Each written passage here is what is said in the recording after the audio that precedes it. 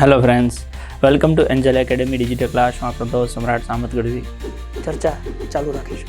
સફળ થવાનું કરવાના જ, બસ જોડાયેલા રહેજો. નમસ્કાર દર્શક મિત્રો, એક સરસ મજાના નવા કાર્યક્રમમાં આપ સૌ સાથે મળવાનું થયું છે. અત્યાર સુધી આપણે અલગ અલગ માધ્યમ ઉપર તમે ઘણા બધા વિડીયો જોયા હશે. હવે એક વધારે નવી શરૂઆત કરવા જઈ રહ્યા છીએ. બદલાતા સમય સાથે, બદલાતા માહોલ સાથે અમે પણ પોડકાસ્ટ સ્ટુડિયો શરૂ કર્યું છે, ખાસ તમારા બધા માટે. ગુજરાતમાં જે પણ વિદ્યાર્થી મિત્રો તૈયારી કરે છે અથવા જેના પરિવારમાં કોઈ તૈયારી કરતા હોય, એમને ખરેખર શું તકલીફ પડે છે, ક્યાંથી વિદ્યાર્થી પાછો હટી જાય છે, ખરેખર એ સફળતાની બિલકુલ નજીક હોય છે, તેમ છતાંય સફળતાથી વંચિત કેમ રહી જાય છે. તો વિદ્યાર્થીના મનમાં જે પ્રશ્ન હોય અને એ પ્રશ્નમાં વિદ્યાર્થીએ શું નિર્ણય લીધો અને એ નિર્ણયના લીધે સફળતા મળી હોય, એવા વિદ્યાર્થીઓ સાથે તમને સીધો સંવાદ કરાવવા આ કાર્યક્રમ શરૂ કર્યો છે આપણે. તો આજના આ કાર્યક્રમમાં આપણી વચ્ચે તમારા જ યુવાનોમાંથી જે તૈયારી કરે છે એવો એક યુવાન આપણી વચ્ચે બેઠો છે. આ યુવાન એ તમને પોતાની જીવનની આખી જર્ની કહેશે. જે તબક્કાઓ સારા નરસા આયા એમાં એને પોતાના મનને કેવી રીતના કાબૂમાં રાખ્યું. પેલું કહેવાય છે ને કે અડગ મુસાફિર એને હિમાલય પણ નડતો નથી, મન અડગ હોવું જોઈએ. તો એવા અડગ મનના મુસાફર, જેમને નાની ઉંમરમાં ખૂબ સ્પર્ધાત્મક પરીક્ષામાં સારું કામ કરી, સારી મહેનત કરીને સફળતાઓ મેળવી છે, એવા નિશિલભાઈ રબારી આપણી વચ્ચે છે. તો તમારી જોરદાર તાળીઓ સાથે હું નિશિલભાઈને આમંત્રિત કરું છું. તો નિશિલભાઈ, સ્વાગત છે તમારું. ઘણું બધું તમને પૂછવું છે, એક એક વસ્તુ લાઈનસર લેતા જઈશું. તમને આજે અહીંયા એટલે બોલાવ્યા છે કે ઘણા બધા યુવાનો જે તૈયારી કરે છે એ અમુક સમયે પોતાના નિર્ણયથી હટી જાય છે. તો પરિસ્થિતિના લીધે હટતા હોય તો પરિસ્થિતિ તમારા જીવનમાં પણ આવી હશે. એક એક વાત કરવાની શરૂઆત કરી એ પહેલાં તમારો એક ટૂંકો નાનકડો પરિચય. સૌપ્રથમ તો સર તમારો અને એન્જલ એકેડેમી ટીમનો ખૂબ ખૂબ આભાર માનું છું કે તમે મને તૈયારીમાં હરહંમેશ મારી સાથે ઊભા રહ્યા અને મને ગવર્મેન્ટ જોબની લાયક બનાવ્યો. તે થેન્ક યુ, ખૂબ ખૂબ આભાર તમારો. મારું નામ રબારી નિશિલ રાજુભાઈ છે. હું પાટણ નજીક બોરસણ ગામનો વતની છું અને અત્યારે કોન્સ્ટેબલની પરીક્ષામાં 140 માર્ક્સે પાસ થયેલ છું. નિશિલભાઈ, થોડુંક પિતાજીનો અને તમારા બેકગ્રાઉન્ડનો, પરિવાર, એનો થોડોક પરિચય. મારા પિતાજી અમદાવાદમાં પ્રાઇવેટમાં ગાડી ચલાવે છે અને ફેમિલી ખૂબ મધ્યમ વર્ગીય છે કે તૈયારી ખૂબ ખર્ચો મારે સહન કર્યો એમને, કે હંમેશ મારી સાથે રહ્યા, કે મને પાછો ના પડવા દીધો ફાઇનાન્શિયલી કદી તૈયારી વખતે. તમે ગામડામાં રહ્યા, શહેરમાં રહ્યા, નાનપણ ગામડામાં વીત્યું? થોડુંક એ પ્રાથમિક શિક્ષણ, માધ્યમિક શિક્ષણ વિશે વાત કરો. નાનપણમાં તો ગામડામાં પછી શિક્ષણમાં એટલું બધું ધ્યાન ના આપ્યું મેં, કે જેમ થાય છે એમ ચાલ્યા કર્યું. એટલું જ્ઞાન નહોતું કે ફિલ્ડમાં કેવી રીતના જવાય, કઈ રીતના આગળ વધાય, શું ફ્યુચર છે તમારું. પણ છોકરાઓ જોડે મોજ મસ્તી કરી એટલે પહેલાં તો કોમર્સ લીધું 10મા પછી, કે એટલું બધું નોલેજ નહોતું કે સાયન્સનું કે શું આગળ ફિલ્ડ આવે, એટલે કોમર્સ લઈ લીધું. કે ઘરવાળા મોટા બધા કીધું કે કોમર્સ લઈ લે, તારું સારું છે આર્ટ્સ કરતાં. એટલે કોમર્સ લઈ લીધું. પછી થોડુંક એમાં સારો દેખાવ ના કરી શક્યા, પણ 12મું પાસ થઈ ગયા આપણે. એટલું મીડિયમ વિદ્યાર્થી હતા, કે હોશિયાર નહીં એવા આપણે. એટલે પછી તો કોલેજ ચાલુ કરી મેં પાટણ શંખેશ્વર નજીક.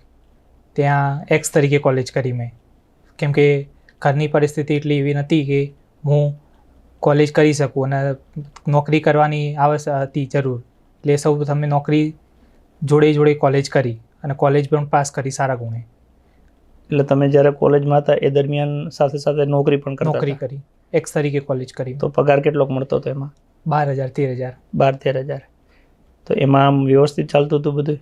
નહીં, વ્યવસ્થિત એટલે ખબર પડી ગઈ કે પ્રાઇવેટ તો શોષણ છે એક જાતનું, કે એમાં ફ્યુચર નથી તમારું અને પોતાનો ખર્ચો ના પડી રહે, તો પછી પરિવારનું તો પછી વિચારાય જ નહીં એમાં, કે આગળ જઈને તમે પ્રાઇવેટમાં ફ્યુચર નથી એમાં, કે ગવર્મેન્ટ જોબ જેવું માન મર્યાદા મોભો બી નહીં ના સારું, કે તમે ફ્યુચર તમારા છોકરાને બી ના આપી શકો.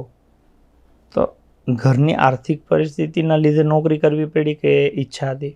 નહીં, ઘરની આર્થિક પરિસ્થિતિના લીધે આમ કીધું ઘરવાળાએ, પણ પછી આપણે સમજી ગયા કે નહીં નહીં, ઘરની આર્થિક પરિસ્થિતિ એવી છે નહીં કે આપણે કોલેજ કરી શકીએ. 3 વર્ષ જેટલી કોલેજ એટલું આપણું લાંબુ ચાલે એટલું આપણે સમય આપી શકતા નતા. એટલે પ્રાઇવેટ જોબ સારી 2-3 જોબો કરી, કપડાની દુકાનમાં, ઓફિસમાં, બધી અલગ અલગ જગ્યાએ. તો એ વખતે તમારા પરિવારનું શું કહેવાનું હતું?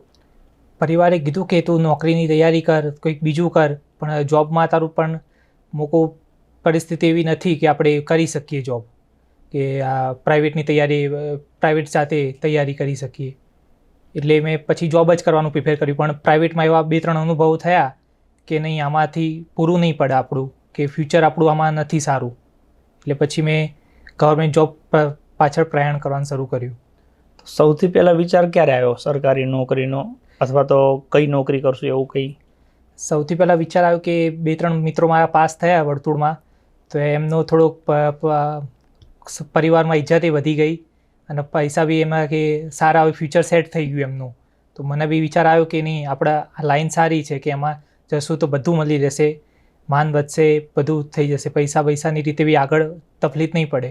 એટલે પછી સરકારી નોકરીનો વિચાર આવ્યો. એટલે તમારા મિત્રો જે સરકારી નોકરી લાગ્યા, હા, એના ઉપરથી તમને પ્રેરણા મળી, પ્રેરણા મળી, એવું માની શકીએ. હા. તો જે પણ મિત્રો અમારો આ વિડીયો જોવે છે એમને કહી દઉં કે તમે પણ વિડીયો જોવો છો. નિશિલભાઈ હવે સરકારી નોકરી લાગી ચૂક્યા છે, એમને પણ સારો પગાર મળશે. ઓકે, જોકે સારો પગાર તો ન કહી શકાય, 25,000 રૂપિયા અત્યારે છે, પ્રાઇવેટ કરતાં સારો. 12ના 25 તો થયા જ તે, અને હજી PSIમાં આગળ વધશે તો ક્લાસ 1-2માં પણ એમને ઓપ્શન છે. અથવા આ નોકરી તમે જ્યારે પ્રાઇવેટ ચાલુ કરી ત્યારે તમારી ઉંમર કેટલી હતી? 18 વર્ષ. 18 વર્ષ, મતલબ કે 12મું ધોરણ પતાવીને સીધા નોકરી. 12મું ધોરણ પતાવીને. અને સ્પર્ધાત્મક પરીક્ષાની શરૂઆત જે તૈયારીની કઈ વર્ષથી કરી? 2023માં ચાલુ કરી મેં. અહીં સૌથી પહેલાં હું ચાલુ બુક આવીને જ પકડી, એન્જલ એકેડેમીમાં આવીને જ. ઓકે, મતલબ પહેલાં વાંચેલું જ? પહેલાં વાંચેલું જ નહીં, ડાયરેક્ટ ત્યાંથી 2023થી શરૂઆત કરી. થોડું જીકેનું નોલેજ હતું સ્કૂલનું, પણ એટલું બધું નહીં કે તૈયારીમાં ચાલી જાય. એટલે યુટ્યુબ, એન્જલ એકેડેમીમાં કેમ, એ કઈ રીતે નક્કી કર્યું હતું? યુટ્યુબના માધ્યમથી એન્જલ એકેડેમી વિશે જાણવા મળ્યું, કે સર્ચ કર્યું તો મૂકું કોઈ એકેડેમીમાં જવું છે, એના વગર ગાંધીનગર સિવાય તૈયારી સારી નહીં થાય અહીં કરે તો પછી યુટ્યુબ પર સર્ચ કર્યું અને તમારો વિડીયો આવ્યો સામે. કીધું કે અહીં માહોલ છે સારો, બધું વસ્તુ મળી રહે, રહેવા જમવાનું, દોડવાનું બધું એક જ જગ્યાએ મળી રહે. તો પછી અહીં આવવાનો જ વિચાર કર્યો મેં. તો આમ એન્જલ એકેડેમી ખાતે ક્યારે આવ્યા હતા? એન્જલ એકેડેમી ખાતે 2023માં 9મા મહિનામાં. 9મા મહિનામાં. હા. આયા એની પહેલાંનો ભાવ કેવો હતો? એન્જલ એકેડેમીમાં તમે એડમિશન લીધું એ પહેલાં મતલબ આમ શું શું સાંભળ્યું હતું અથવા તો જાણ્યું હતું? સાંભળ્યું હતું કે સાહેબ કડક છે, થોડા તૈયારી કરાવો બધી, અને ફીસ વધારે હોય છે, કે ના જવાય ત્યાં, કે બધા કે દંડ લે છે, અને કે તમે ના તૈયારી કરી શકો, મહિનામાં તો ઘરે આવતા રહેશો. એ બધા સાંભળ્યું હતું બધા મિત્રો જે પહેલાં હતા તે અહીંથી. પછી તમે અહીંયા આવ્યા રૂબરૂ, પછીનો અનુભવ કેવો રહ્યો? કેટલો સમય રોકાણા? પછી હું એક્ઝામના છેલ્લા દિવસે જ મેં એકેડેમી છોડી. 21 મહિના હું લગાતાર રહ્યો એકેડેમીમાં. 21 મહિના કન્ટિન્યુઅસ. દિવાળી પર બી ઘરે નહીં ગયો. બરાબર. બધું હોળી ઉત્તરાયણ બધું અહીંયા જ કર્યું મેં. એટલે સૌથી પહેલાં તો કન્સિસ્ટન્સી મહત્ત્વની હોય, કે તમે તૈયારી કરો છો તો લોકો 5-6 વર્ષ તૈયારી કરે છે પણ સફળ નહીં થતા. એનું કારણ એ જ છે કે લગાતાર ના આપી શકે તૈયારીમાં. તમે લગાતાર આપશો ને તો સૌથી વધુ ફાયદો એનો જ થશે. એટલે મેં વિચારી લીધું હતું કે જે દિવસ આવ્યો હતો કે એ દિવસ તૈયારી તો ભાઈ કરવી છે, હવે છોડવી નથી, અહીં જ રહીશ. પરીક્ષાના દિવસે જ મેં છોડ્યું, એક્ઝામના દિવસે જ, કોન્સ્ટેબલના પેપરના દિવસે જ. હવે તમે જે સાંભળ્યું હતું અને તમે જે અનુભવ્યું એ પ્રમાણે તમારો અનુભવ શું કહે છે? એ અમે અઠવાડિયામાં જ મને ખબર પડી ગઈ કે ભાઈ અહીં તો એવું કામ નથી કે તમે આ દિવસો કાઢી દેશો. 12 કલાક વાંચવાનું તો સૌથી પહેલાં બહુ ભારે પડી ગયું, કે આટલું તો કદી મહેનત નોકરી પાની નથી કરેલી, એટલી ભણવામાં મહેનત કરવા પડી. પછી દંડ 2-3 વખત થયા, એટલે કે અહીં તો હવે કેવી રીતના રહેવાશે, કે બોરિયા બિસ્તર બાંધી લીધા હતા. પણ પછી વિચાર આવ્યો કે નહીં, મા બાપ માટે આપણી ફી ભરી છે તો પછી એમનું કરી લઈએ આપણે, કે નહીં થઈ જશે આપણાથી, અને કાઠું પડે છે તો આપણા માટે જ છે, એવું કરે છે કે એમના માટે નથી કરતા. એટલે તો તમને લાગે છે તમે ભરેલી ફી વસૂલ થઈ ગઈ? એવું? ફી ભરેલી 100% વસૂલ થઈ ગઈ. ઓકે, તમે તૈયારી ચાલુ કરી, એક વિષય ધીમે ધીમે તૈયાર કરતા થયા, પછી તમે પહેલી પરીક્ષા કઈ આપી? પહેલી પરીક્ષા મેં CC ક્લર્કની જ આપી હતી, પ્રિલિમ્સ આપી હતી. બરાબર. એના તૈયારીના 7-1 મહિના પછી મેં આપી પ્રિલિમ્સ. એમાં મેથ્સ રિઝનિંગ સારો હતો એટલે દેખાવ એમાં સારો થયો. પ્રિલિમ્સમાં મારે 91 માર્ક્સ હતા એમાં. બરાબર. પછી બધી STI ને બધી એ પરીક્ષાઓ આપી. આપણો ગોલ્ડ પોલીસ ન હતો એટલે PSIના કોન્સ્ટેબલ પર ભારણ વધારે હતું મારું. બરાબર. PSIમાં કેવું રહ્યું તમારું? PSIમાં મારા પાર્ટ એમાં 176 માર્ક્સ છે. પાર્ટ બીનું રિઝલ્ટ હજુ બાકી છે. કોન્સ્ટેબલમાં 140 માર્ક્સ છે. કોન્સ્ટેબલમાં તમે DV કરાવી દીધું છે. પછી CCમાં પણ CCમાં બી થઈ ગયું છે. તમને નોકરી મળી ગઈ? નોકરી મળી ગઈ છે, પણ મારો ગોલ પોલીસનો હતો એટલે હું પોલીસ જ લેવા માંગુ છું. એટલે એ નોકરી તમે જતી કરી? હવે કોન્સ્ટેબલ ને PSIમાંથી આમ PSIમાં જ જવાની ઈચ્છા? હા, PSIનું રિઝલ્ટ આવે છે થોડાક દિવસોમાં, તો પછી એમાં જ જવાની ઈચ્છા છે. બરાબર. પછી માની લો કે કદાચ નાયબ મામલતદાર કે GPSC 1-2 પાસ થાવ તો? PSI પછી આપણો ગોલ નથી કે PSI એટલે બહુ થઈ ગયું. આપણે નાના ગામડાના વિદ્યાર્થી છીએ તો PSI સુધી ફિક્સ જ? PSI સુધી ફિક્સ જ છે. એમાં આગળ પોલીસમાં જશું. સમાજને શું ફાયદો થશે તમારા જેવો PSI સમાજને મળશે તો? સમાજને સૌથી પહેલાં તો કર્તવ્યનિષ્ઠ અને ઈમાનદાર પોલીસવાળો મળશે કે હું બધી રીતના કોઈ ચલાવી નહીં લઉં, કે પોતાની નોકરી પ્રત્યે ઈમાનદાર રહીશ. જે તમારા પરિવારમાં આજુબાજુમાં લોકો હશે એ તમે તૈયારી કરી હશે અથવા શરૂ કરી ત્યારે એમનું વલણ કેવું હતું? હવે જ્યારે તમારું રિઝલ્ટ આવ્યું, તમારો એક ઓર્ડર આવ્યો, બીજો ઓર્ડર આવ્યો, હજી ત્રીજો ઓર્ડર લાઇનમાં છે, હવે એમનું વલણ તમારા પ્રત્યે કેવું છે? હવે તો બધા નિશિલ સાહેબ કહે છે. હવે તો પહેલાં તો નિશિલ કહેતા, હવે સાહેબ થઈ ગયા અમે. બરાબર. આમ પહેલાં સમાજનો ભાવ, લોકોનો ભાવ, હવે ભાવ? ઇજ્જત વધી ગઈ લોકો માટે કે પ્રાઇવેટ નોકરી કરતા ત્યારે એટલી બધું હતું નહીં. હવે તો ઊભા હોય તો આપ સામેથી હાથ મિલાવે એવું કરે. એટલે પરિવાર, મમ્મી પપ્પા તો ખુશ થઈ ગયા છે બહુ. હવે તો બહુ ખુશ થઈ ગયા છે આખો દિવસ કે તારા માન બહુ વધારી દીધું તે અમારું. બરાબર. એમને રાજીપો થતો હશે? રાજીપો બહુ થાય છે એમને. બરાબર. તો આમ જીવનમાં એવું ક્યારે તમને લાગ્યું કે તૈયારી તમે ચાલુ કરી, હવે બસ કે હવે આ તૈયારી નહીં થાય, કે નોકરી નહીં મળે, એવો ક્યારે તમને ભાવ થયેલો? એવા 2-3 વિચાર આવે નેગેટિવ કે હવે નહીં કરવી તૈયારી. અમુક વચ્ચે કે આ બધું લોકો 5-6 વર્ષથી તો કરે છે, આ એમને નથી મળતી તો આપણને કેવી રીતના મળી જશે થોડાક સમયમાં. પણ પોતાની તૈયારી પર ભરોસો રાખ્યો કે નહીં થઈ જશે. મા બાપની ઉમ્મીદ જ આપણે છીએ તો પછી બીજું કોઈ વિચારવાનું થતું નથી. એટલે મનમાં નક્કી કરી દીધું કે સમય થશે, કોઈ વાંધો નહીં, પણ સપનું સાકાર કરીને જ રહીશ હું. મતલબ તમારે માનસિક રીતે નક્કી કરી લીધું? માનસિક રીતે નક્કી કરી લીધું કે સમય જેટલો થાય પણ હું તૈયારી કરીશ, અને પોતાના પર ભરોસો હતો કે નહીં થઈ જશે. તો તમે આજે 3 વર્ષ પ્રાઇવેટ નોકરીમાં જવા દીધા જીવનના. અત્યારે તમારી ઉંમર કેટલી થઈ છે? અત્યારે 22 વર્ષ. 22 વર્ષ એટલે 18 પછી 19, 20. હા, 2 વર્ષ તમે નોકરી કરી હશે? 2-2.5 વર્ષ. તો એ અફસોસ થાય ખરો કે એના કરતાં 2.5 વર્ષ પહેલાંથી તૈયારી કરી દીધી હોત? અફસોસ તો થાય છે કે ત્યાં કર્યું તો પછી GPSCમાં બેઝિક બની જોત સૌથી સારું.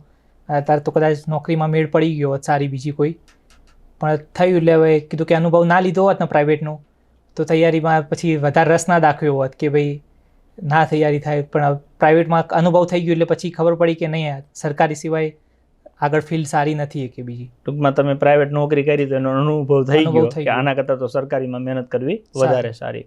તો ઘણા બધા મિત્રો એવા હશે, યુવાનો, કે જે કદાચ એવું વિચારતા હશે કે ભાઈ પ્રાઇવેટ નોકરી કરી લઈએ અથવા તો પ્રાઇવેટ નોકરી કરતાં સાઈડમાં કરીએ. તમે એવું ના અપનાવ્યું? પ્રાઇવેટ નોકરીનું વિચાર્યું, પણ પ્રાઇવેટ નોકરીમાં રિસ્ક છે કે નોકરી આજ છે કે નથી કાલે. નોકરી કરતાં તૈયારી કરી હોત તો? એવું વિચાર્યું, પણ પછી હું ફૂલ પ્રયાસ આપી દઉં એક સંગાત કે એમાં પછી અમુક મિત્રો તૈયારી કરતા હતા પણ એમને એમ જ કીધું કે તું તારા મા બાપ તને કે સપોર્ટ કરે છે તો તું ફૂલ ટાઈમ આપી દે, કેમ કે 2-3 કલાક દિવસમાં 12-13 કલાક દિવસમાં ફરક પડશે તારા.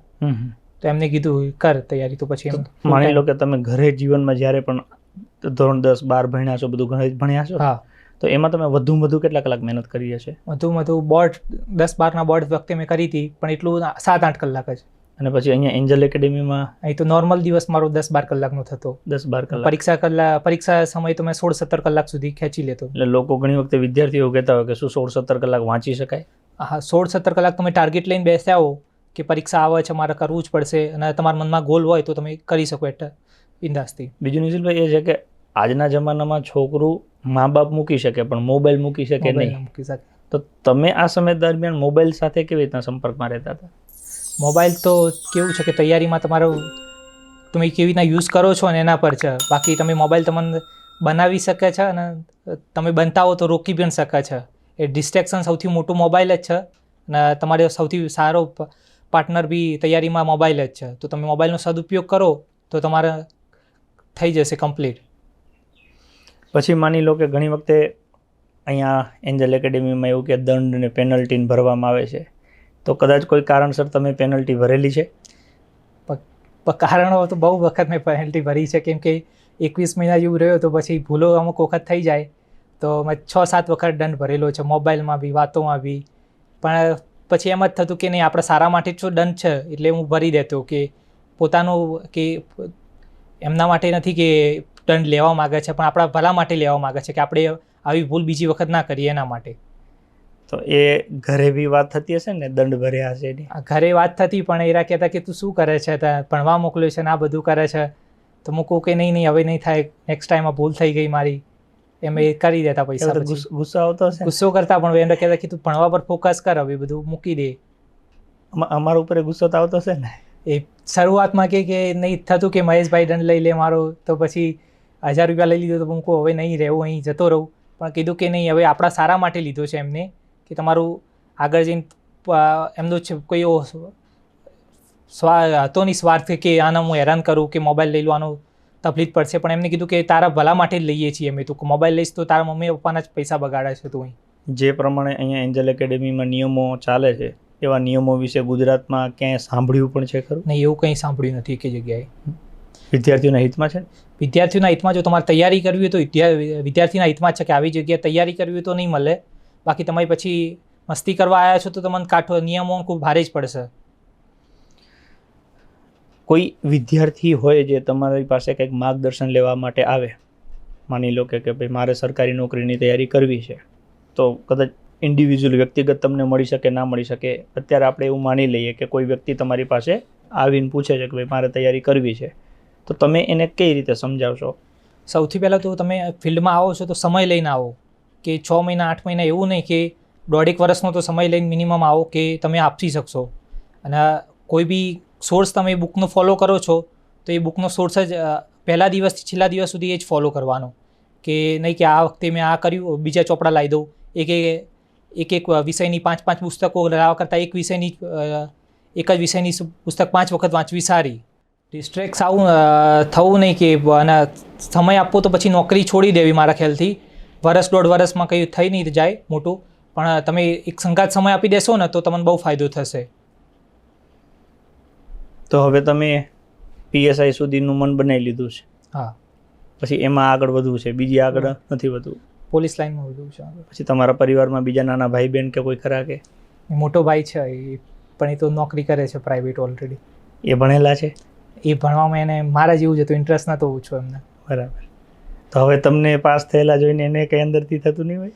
એમને થાય છે કે સારું થયું, પાસ થઈ ગયું હતું, પણ એમને હવે સેટ થઈ ગયા છે એટલે કે ચિંતા નહીં. આમ તમે જે વિસ્તારમાંથી આવો છો એ વિસ્તારમાં સ્પર્ધાત્મક પરીક્ષા વિશેનો માહોલ કેવો છે?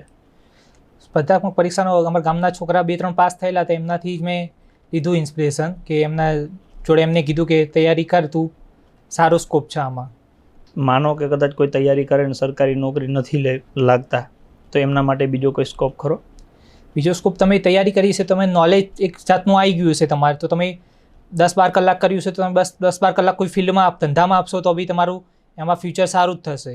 એટલે તમે પોતાની નિષ્ઠાથી કરી હશે ને તૈયારી, તો ફેલ તો નહીં થાવ. જો થયા તો બી તમે કોઈ સારી ફિલ્ડ પકડશો, એમાં પાછા નહીં પડો. પોલીસમાં તમે જશો, PSI બની ગયા પછી માની લો કે આપણે એવું કહીએ છીએ કે સેવા, શાંતિ ને સુરક્ષા એ તમારું મંત્ર છે, તો એમાં તમે પાકા 100% હું નિષ્ઠાવાન રહીશ. પાકું ને? આ વિડીયો પછી લોકો યાદ રાખશો? હા, 100%. રાષ્ટ્રની સેવા કરવી બહુ અઘરી છે. સાચી વાત. કરી લેશો? કરી લઈશ. બરાબર. તો મિત્રો, આજે મોટાભાગે આપણે નિશિલભાઈને બધા પ્રશ્નો પૂછવાનો પ્રયત્ન કર્યો છે. મારે થોડું ઓછું બોલવાનું છે, કેમ કે આપણે એમના જીવનમાંથી પ્રેરણા લેવાની છે. કદાચ એવું બને કે એ 2-3 મિત્ર એમના ગામમાંથી જે નોકરી લાગ્યા એમનામાંથી પ્રેરણા લઈને એમને તૈયારી કરી, તો આજે એમને પણ 3 પરીક્ષાઓમાં તો સફળ રિઝલ્ટ મળેલું છે, અને હજી જીવનમાં ઘણી બધી પરીક્ષાઓ તેઓ આપશે અને એમાં પણ સફળ થશે. અમારી આ પોડકાસ્ટ અથવા તો અમારી આ ચર્ચા પાછળનો મૂળ ઉદ્દેશ્ય એવો હતો કે ગુજરાતના એવા લાખો વિદ્યાર્થીઓ જે તૈયારી કરે છે એને એવું છે કે હું નાનકડા ગામડામાંથી આવું છું, ઓકે, મારા પરિવારમાં કોઈ એટલા ભણેલા ગણેલા નથી, આર્થિક રીતે અમે સદ્ધર નથી, તો શું અમને સરકારી નોકરી મળી શકે? તો એનું જીવતું જાગતું એક્ઝામ્પલ આપણી સમક્ષ બેઠા છે નિશિલભાઈ. સાધારણ પરિવારમાંથી આવે છે, ગામડામાંથી આવે છે, આર્થિક રીતે પરિસ્થિતિ બહુ એટલી સારી નથી, વ્યક્તિએ પોતે પણ પ્રાઇવેટ નોકરી કરેલી છે, તેમ છતાં એમને મન બનાવ્યું કે મારે સરકારી નોકરી જોઈએ છે, અને જે બાબતે મન બનાવ્યું એ બાબતમાં જ તેઓ સફળ થયા છે. કે ભાઈ મારે પોલીસમાં જવું છે તો કોન્સ્ટેબલ અને પીએસઆઈ જીવનની પહેલી જ પરીક્ષાઓ આપી હતી ને, પહેલી પરીક્ષા. તો જીવનની પહેલી જ પરીક્ષામાં પણ સફળ થઈ શકાય છે. 22 વર્ષની આસપાસની હજી ઉંમર છે. ઈશ્વર ખૂબ મોટું આયુષ્ય આપશે, સમાજની ખૂબ સારી સેવા થશે. તમે પણ આવી જ રીતે અંદરથી એક સંકલ્પ લો. સંકલ્પ લીધા પછી સખત અને સતત મહેનત કરો, પરિણામ તમને ચોક્કસ મળશે. આપણને નિષ્ફળ થવા માટેના 1000 કારણો રોજ આવે, છોડી દેવા માટે હજારો કારણો આવી શકે, પણ કરવા માટે એક જ કારણ પૂરતું હોય છે કે મારે મારા જીવનની જવાબદારી, મારે મારા પગ ઉપર ઊભું થવું છે, મારે મારા માતા પિતા પરિવારને રાજી કરવા છે, અને આ રાષ્ટ્રમાં જન્મ્યો છું તો રાષ્ટ્રની સેવા કરવી. એવો ભાવ તમારી અંદર હશે તો પરિણામ તમને ચોક્કસ મળશે. ટૂંકા સમયમાં મળી શકે, કદાચ થોડોક વધારે પણ સમય લાગે, એ તમારી મહેનત અને પરિસ્થિતિ ઉપર જાય છે. એટલે લગભગ મોટાભાગની વસ્તુ ચર્ચામાં લઈ લીધી છે. તેમ છતાંય તમારા મનમાં કંઈ પ્રશ્ન હોય તો તમે કમેન્ટમાં લખજો. ઓકે, આપણે નિશિલભાઈને એ પ્રશ્ન પહોંચાડીશું અને એનો જવાબ પણ તમારા સુધી પહોંચશે, અથવા બીજા કોઈ મિત્ર સાથે જ્યારે ચર્ચા કરીશું ત્યારે એ પ્રશ્ન એમની સાથે લઈ લેશું. બસ વિડીયો તમને ગમ્યો હોય તો લાઈક કરી દેજો, તમારા મિત્ર સાથે શેર કરજો, અને ઈશ્વરને પ્રાર્થના કરીએ કે તમે પણ મહેનત કરો, તમે પણ સફળ થાઓ, અને હું અહીંયા બેઠો છું નિશિલભાઈની જગ્યાએ તમે બેઠા હો, એવું આપણે આયોજન આવનારા ભવિષ્યમાં કરીશું. ચર્ચા ચાલુ રાખીશું. સફળ થવાનું કરવાના જ છે. બસ જોડાયેલા રહેજો. મજા આવે તો તમારા મિત્રો સાથે શેર કરજો. રેડી? મળીએ ચાલો આગળ.